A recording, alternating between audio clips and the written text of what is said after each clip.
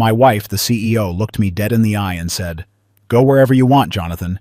If you ever leave me, you'll come crawling back to apologize." Her voice dripped with the same condescension she used on underperforming employees. I'd heard that tone 1,000 times before, but this time something inside me finally snapped. I looked at her standing there in her $3,000 suit, arms crossed like she was closing a hostile takeover, and said the two words that would change everything. "We'll see." 3 weeks later, I was 800 miles away in Denver, starting a job that paid twice what I'd been making. And that's when my phone rang with a number I didn't recognize. The woman on the other end said 5 words that made my blood run cold. "Jonathan, we need to talk about Rachel." My name is Jonathan Pierce. I'm 38 years old, and for the past 12 years, I'd been married to Rachel Morgan Pierce, one of the youngest CEOs in Boston's tech sector. She built Nexacore Solutions from a startup in her apartment to a $200 million company with 300 employees. I was proud of her success. Hell, I'd supported every late night, every missed dinner, every weekend she spent closing deals instead of spending time with me. But somewhere along the way, Rachel stopped being my wife and became my boss. Every conversation turned into a performance review. Every disagreement became a negotiation she had to win. And every time I tried to talk about how I felt, she'd dismiss it with corporate jargon like "we're not aligned on this issue," or "I need you to manage your expectations better." The morning everything fell apart started like any other morning in our marble-floored kitchen that looked like it belonged in an architecture magazine. Rachel was already dressed for work at 6 o'clock a.m., scrolling through emails on her phone while her coffee went cold. I was making breakfast, scrambled eggs, and toast, the same thing I made every morning because it was one of the few things I could still do that she didn't criticize. "Jonathan," Rachel said without looking up from her phone, "I need you to handle the contractor situation today. The kitchen renovation estimate came in at $85,000, and I think we're being overcharged. Push back on the marble countertop pricing." "Good morning to you too," I said, setting a plate in front of her. She glanced at the eggs like they were a disappointing quarterly report. "Is there cheese in these?" "Yes, the way you like them." "I'm doing a cleanse this month. No dairy. I mentioned it 3 times last week." I hadn't heard her mention it once, but that was par for the course. Rachel lived in her own world where everyone was supposed to keep up with her constantly changing preferences and priorities. "Sorry, I'll make you something else." "Don't bother. I'll grab something at the office." She stood up, still glued to her phone. "Also, your sister called me yesterday asking about Thanksgiving plans. Can you please tell your family that my assistant handles our social calendar? They need to go through proper channels, to talk to her own family. Rachel, they're not trying to schedule a board meeting. They just want to know if we're coming for turkey." She finally looked at me, and her expression made it clear she found my comment both tiresome and beneath her. "Jonathan, I run a company. I have 300 people depending on me for their livelihoods. I can't operate efficiently if everyone thinks they can just call me whenever they want. Structure creates efficiency. I'm your husband, not your employee. Then stop acting like one who doesn't understand basic time management principles." She grabbed her Hermes bag and headed for the door. "Handle the contractor. I have back-to-back meetings until 7. The door closed behind her, and I stood there in our designer kitchen surrounded by appliances we never used and furniture we never sat on, realizing I couldn't remember the last time my wife had actually looked at me. Not glanced at me while thinking about work, but really looked at me like I was a person she cared about instead of another item on her to-do list. If you're enjoying this story and can relate to feeling invisible in your own relationship, please hit that subscribe button and drop a comment below telling me about your own experience. Your support helps me keep bringing you these real stories, and I read every single comment. Now let's continue. That evening, Rachel came home at 9:30 p.m., which was actually early for her. I'd made dinner, chicken marsala with roasted vegetables, and kept it warm in the oven. She walked past me without a word, went straight to the home office, and closed the door. I waited 30 minutes before knocking. "Rachel, dinner's ready." "I ate at the office, and I'm on a call with Tokyo. Can you not interrupt me when the door is closed?" I went back to the kitchen and ate alone, something I'd done probably 200 times in the past year. The food tasted like cardboard. Everything tasted like cardboard lately. Around midnight, Rachel finally emerged from the office. I was in the living room reading, unable to sleep in our bed without her there. "You're still up?" she asked, surprised. "Wanted to see you. We haven't really talked in days." She sighed the way she sighed when a meeting ran long. "Jonathan, I'm exhausted. Can we not do this right now?" "Do what? Have a conversation with my wife?" "Have a conversation where you list all the ways I'm failing as a partner because I'm busy building something that pays for this house, your car, and everything else we have." There it was. The trump card she played every time I tried to address the growing distance between us. She made the money. Therefore, she made the rules. "I never said you were failing, Rachel. I just miss you. I miss us." "We're fine, Jonathan. You're just being overly emotional again." She walked toward the stairs. "I need to be up at 5 for a call with investors. We can talk this weekend." But we both knew we wouldn't talk that weekend. We never did. There was always another call, another crisis, another reason why her company needed her more than I did. The breaking point came 2 weeks later at her company's annual gala. It was the kind of event where Boston's elite gathered to congratulate each other on being elite, held at the Four Seasons with champagne that cost more per glass than most people spent on groceries. Rachel had spent $5,000 on a dress for the occasion. I wore a suit I'd bought 3 years ago because spending money on myself felt wrong when I wasn't the one earning it. That was another thing Rachel had taken from me, my sense of worth tied to a paycheck. The evening started badly and got worse. Rachel worked the room like a professional, shaking hands, making deals, laughing at jokes that weren't funny. I followed behind like an accessory, introduced occasionally as my husband Jonathan before she moved on to more important conversations. Around 9 p.m., I was standing by the bar when I heard her voice cutting through the crowd. She was talking to Bradley Thornton, one of her investors, a silver-haired man in his 60s who'd made his fortune in real estate. "The secret," Rachel was saying, loud enough for nearby guests to hear, "is surrounding yourself with people who elevate you, not drag you down. I learned early on that success requires ruthless prioritization. Family, relationships, even marriage, they all have to serve your larger purpose or they become obstacles."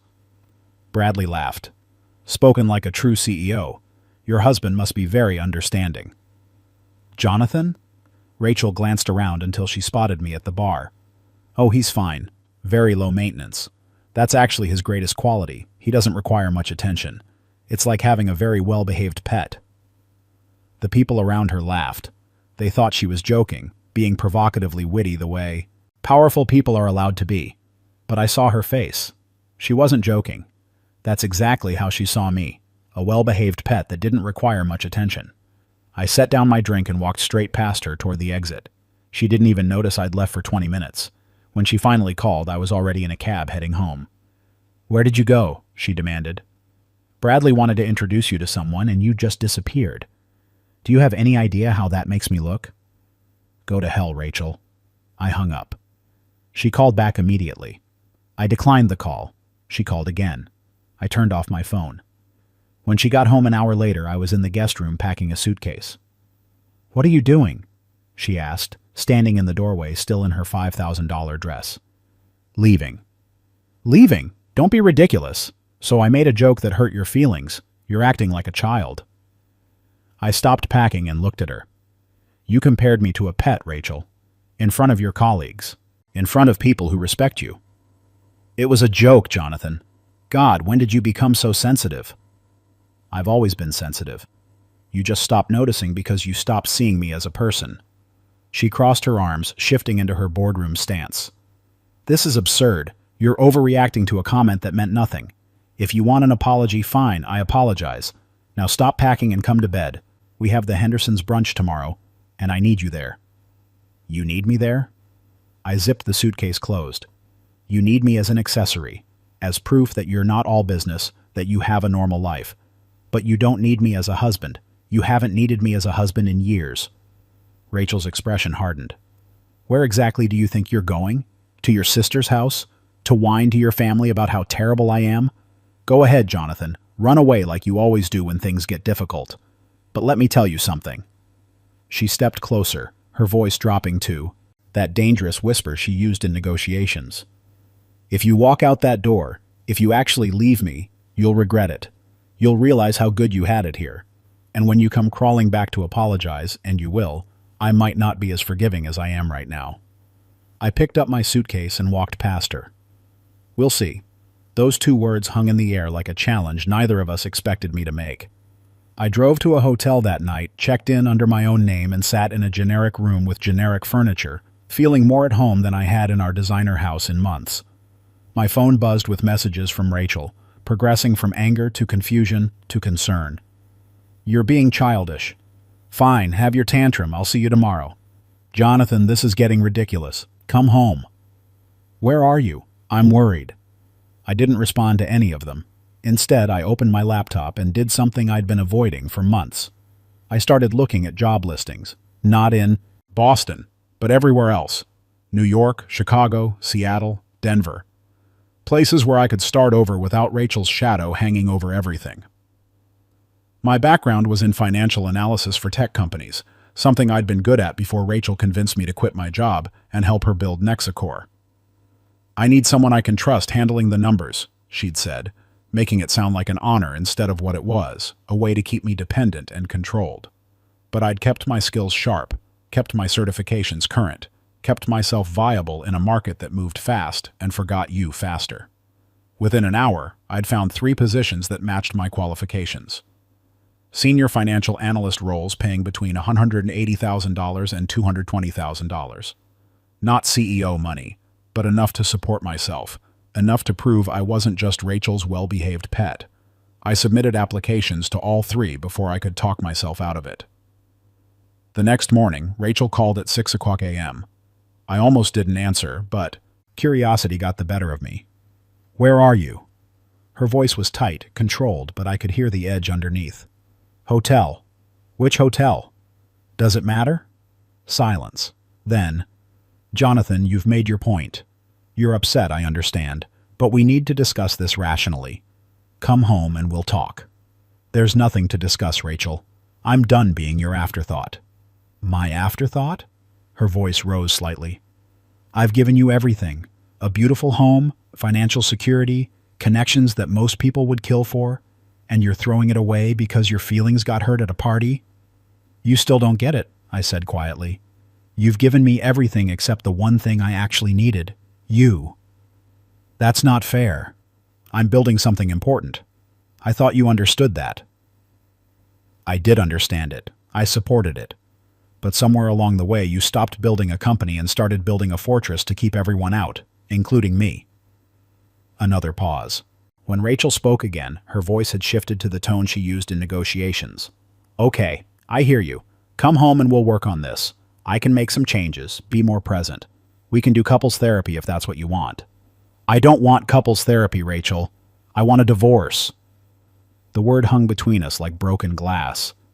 I'd never said it out loud before, never even let myself think it completely. But hearing it now, it felt right. It felt like the truth I'd been avoiding for years. You don't mean that, Rachel said, but her voice was uncertain now. I do mean it. I'm going to find a lawyer this week. Jonathan, wait. Just wait. Don't make any rash decisions. Take some time to think about this.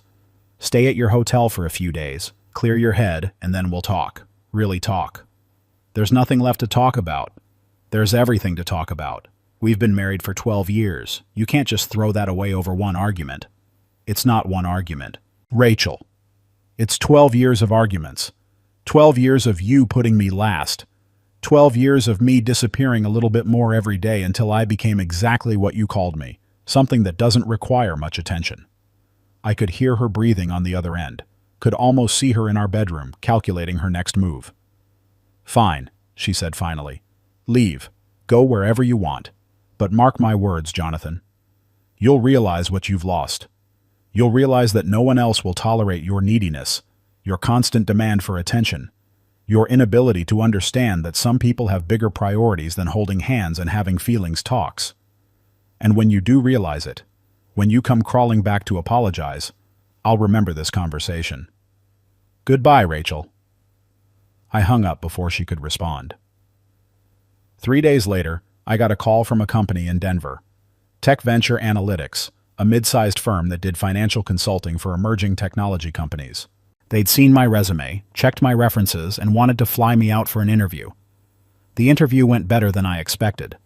The CEO, a woman named Patricia Morrison who was about Rachel's age but seemed infinitely warmer, spent 2 hours talking with me about their company culture, their values, their commitment to work-life balance. "We've found," Patricia said, "that the best analysts are the ones who have lives outside this office. People who go home to families, who have hobbies, who remember that work is what we do, not who we are. Does that philosophy resonate with you?" I almost laughed. It resonated with me so strongly I wanted to cry.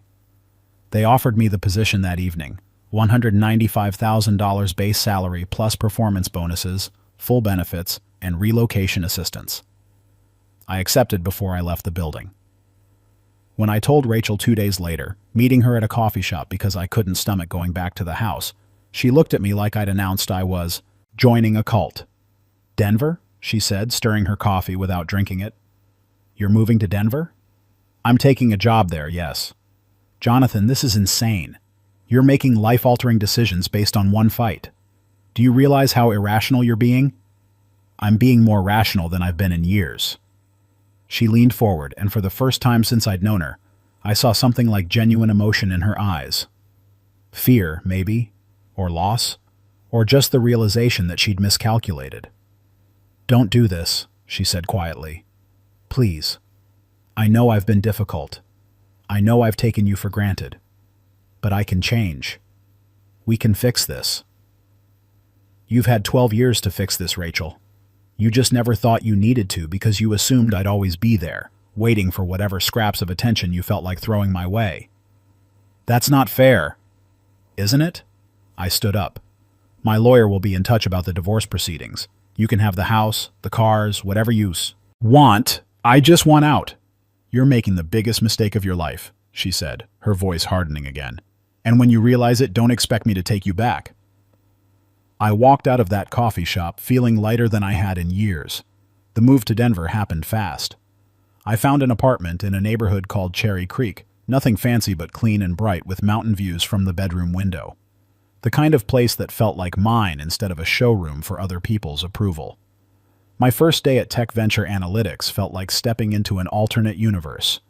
People actually talked to each other about things other than work. They asked about my weekend plans, invited me to a company softball game, included me in conversations like I was a person worth knowing instead of just another cog in the machine. And Patricia Morrison proved to be everything Rachel wasn't. She valued input, trusted her team, and understood that treating people well wasn't weakness. It was the foundation of everything else. 3 weeks into my new life, my phone rang with an unfamiliar number. I almost didn't answer, but something made me pick up. "Jonathan Pierce?" The voice was female, professional, slightly nervous. "Yes?" "My name is Amanda Fletcher. I'm calling about Rachel Morgan Pierce." My stomach dropped. "What about her?" "Mr. Pierce, this is complicated, and I apologize for contacting you directly, but I didn't know who else to call. I've been seeing Rachel for the past 8 months. The world tilted sideways. "Seeing her?" "Yes, romantically. I work in her building. We met at a networking event and things developed from there. She told me she was separated from her husband, that you were in the process of divorcing, that it was amicable but necessary because you'd grown apart." I sat down heavily on my couch.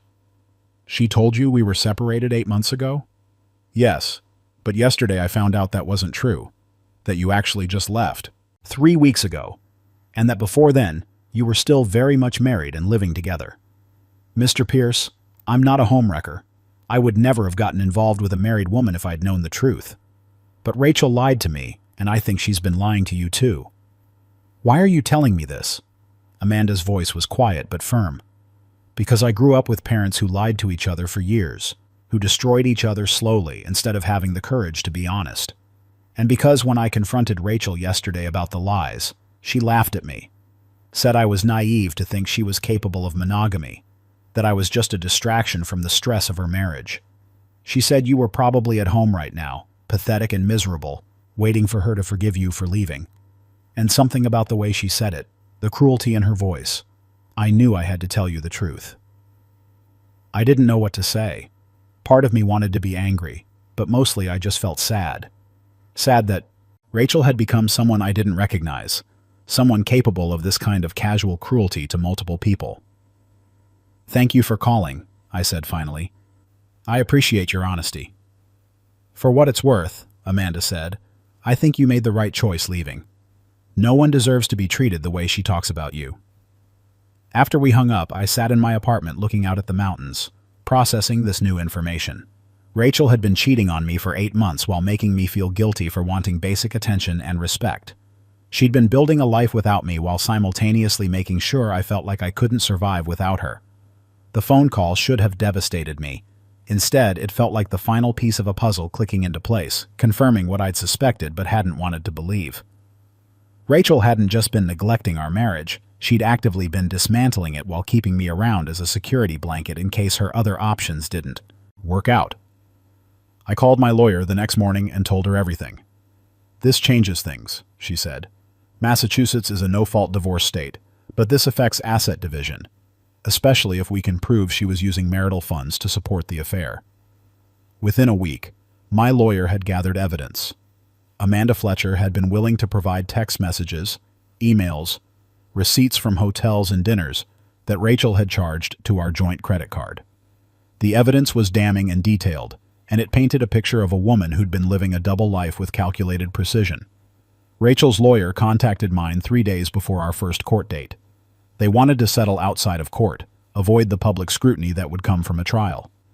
Rachel was willing to give me a more than fair financial settlement if I agreed to sign a non-disclosure agreement about the affair. "She's protecting her reputation," my lawyer explained. "A public divorce citing infidelity could damage her standing in the business community. She's willing to pay significantly to keep it quiet." The settlement Rachel offered was substantial: $2.3 million in cash, half the value of our investment portfolio, and she'd buy out my stake in Nexicor at market value, another $800,000. In exchange, I'd agree never to discuss the details of our divorce publicly. I thought about it for approximately 10 seconds before telling my lawyer to counteroffer. "I don't want her money. I want an honest divorce. Tell her I'll take what I'm legally entitled to and nothing more, but I won't sign any agreement that requires me to lie about what happened." My lawyer looked at me like I'd lost my mind. "Jonathan, this is $3 million we're talking about." "I know exactly what it is. It's Rachel trying to buy my silence because she can't stand the thought of people knowing she's not perfect. But I don't want her money and I don't want to be bought. Tell her I'll take a fair split of our marital assets according to Massachusetts law, and she can keep her hush money." Rachel called me directly that evening, breaking the rule about all communication going through lawyers. "What game are you playing?" she demanded. "No game. I just don't want your money, Rachel." "Everyone wants money, Jonathan. That's how the world works. Maybe your world, not mine. You're being stupid. This is millions of dollars." "It's millions of dollars in exchange for pretending that our marriage ended because we grew apart instead of because you're a serial cheater who treated me like an employee you forgot to fire. No thanks." "I made you," Rachel hissed. "Before me, you were nothing. A mid-level analyst with no prospects. I gave you everything." "You gave me things, Rachel. There's a difference. You'll regret this. When you're struggling in Denver trying to make ends meet on your pathetic salary, you'll remember that you walked away from millions because of your pride." "I'm okay with that. Are you okay with everyone knowing why I walked away?" She hung up without answering. The divorce was finalized 6 weeks later. I got exactly half of our marital assets, which came to about $400,000 after debts were settled. Not the millions Rachel had offered, but enough to make me comfortable and free. The story did come out, not because I spread it, but because Amanda Fletcher wrote an article about her experience for a women's business blog. She didn't name Rachel directly, but anyone in Boston's tech community could figure out who she was talking about. The article went viral, sparking conversations about power, relationships, and accountability in corporate culture.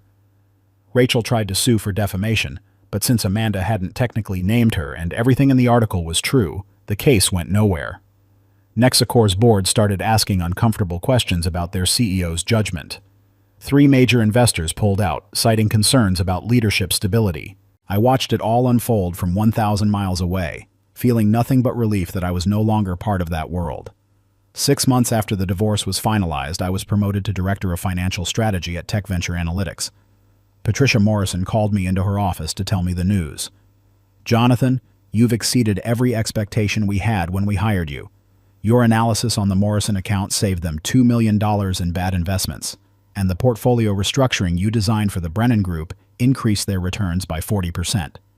You're exactly the kind of talent we want to build this company around." The promotion came with a raise to $240,000, a corner office, and a team of 3 analysts reporting to me. More importantly, it came with respect, with recognition of my value as a professional and a person.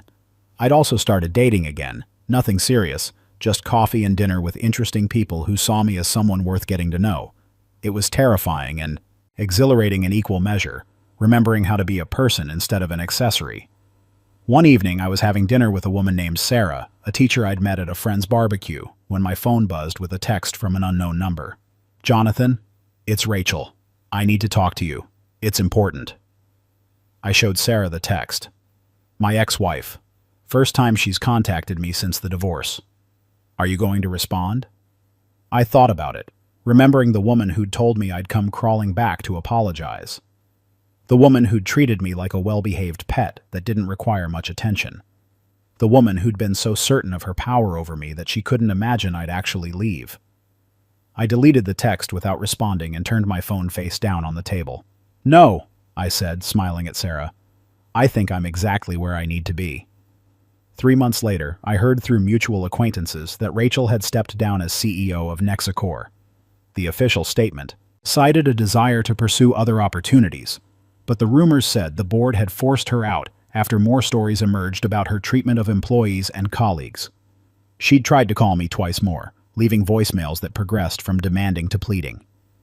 "Jonathan, we need to talk about everything that happened.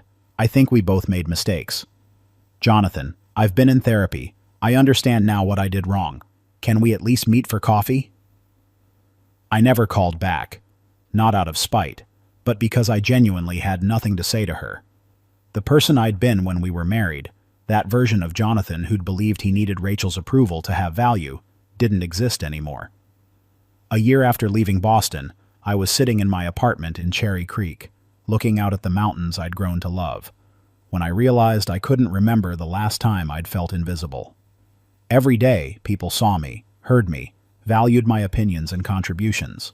I had friends who actually wanted to spend time with me, a job that challenged me without crushing me, and a life that felt like my own, instead of something I was borrowing from someone else. My phone buzzed with a text from Sarah, now my girlfriend of 6 months. "Dinner at my place tonight? I'm making that pasta you like." I smiled and typed back, "Can't wait." That's when I knew for certain. Rachel had been wrong about everything. I hadn't come crawling back to apologize. I'd never regretted leaving. And the life I'd built without her was infinitely better than the one I'd had with her. Because it turns out, when you stop accepting crumbs from someone who sees you as less than you are, you discover that you deserve the whole feast. And somewhere out there, there are people ready to serve it to you. Not because they have to, but because they want to. Rachel had given me everything except the one thing that mattered. But in leaving, in choosing myself over her expectations, I'd given myself something she never could. Freedom. If this story resonated with you, if you've ever felt invisible in your own life or relationship, I want you to know that you're not alone. Your worth isn't determined by how someone else treats you. It's determined by how you treat yourself. Hit that like button if this story touched you, and share it with someone who needs to hear this message today. And don't forget to leave a comment below telling me your own story of choosing yourself. Until next time, remember that sometimes the bravest thing you can do is walk away from someone who can't see your value. Because you deserve to be with people who don't just tolerate your presence,